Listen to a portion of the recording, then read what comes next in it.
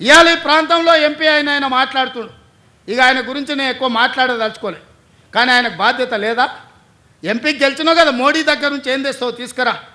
గుజరాత్లో అహ్మదాబాద్లో Sabarmati river front Narendra Modi కట్టుకోవచ్చు అంట, కానీ నరేంద్ర మోడీకి ఊడిగం చేస్తాడంటేనే కానీ మూసీ రివర్ ఫ్రంట్ మాత్రం తెలంగాణలో కట్టొద్దంట.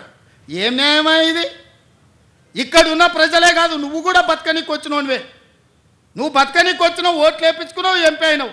కానీ వాళ్ళు మాత్రం మూసీలు అదే మురికి కూపంలో ఉండాలనా?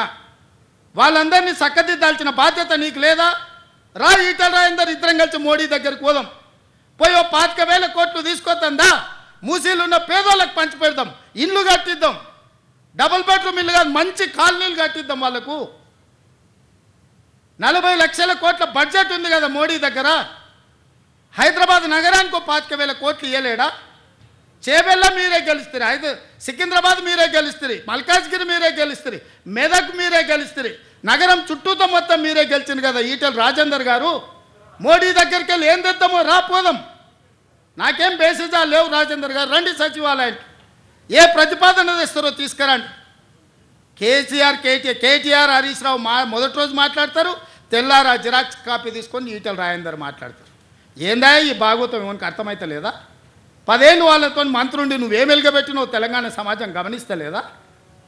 గౌరవం పెట్టుకోండి రాజేందర్ గారు. మీరు మిమ్మల్ని గౌరవించాలనే మేము అనుకుంటున్నాం, కానీ మీరు ఆ గౌరవం నిలబెట్టుకునే పరిస్థితి లేదు. మీరు పార్టీ మారినరు, వేరే పార్టీ ఎంపీ అయినరు, కానీ పాత వాసన మాత్రం మీకు పోతలేదు. ఆ గత్తర వాసన అట్లనే మీతో కొడుతుంది, గత్తు వాసన.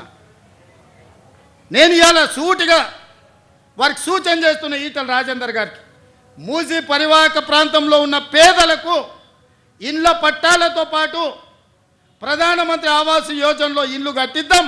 మీరు రాండి, నరేంద్ర మోడీ దగ్గరికి వెళ్దాం, నేను వస్తా, నా మంత్రివర్గాన్ని మొత్తం తీసుకొని వస్తా. మాకేం బేసిజాలు లేవు నరేంద్ర మోడీ గారిని కలవడానికి. వారు ఈ దేశానికి ప్రధానమంత్రి. మనం లక్షల కోట్ల రూపాయల కేంద్రానికి పన్నులు కట్టినాం, 25,000 కోట్లు ఆయన దగ్గర తీసుకొద్దాం, మీరు రండి.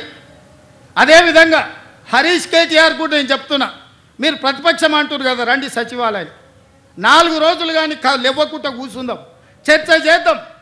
చెరువులు ఆక్రమించుకున్నోడు ఎవడు? చెరువులు ఆక్రమించుకున్నోళ్ళు ఎవరు?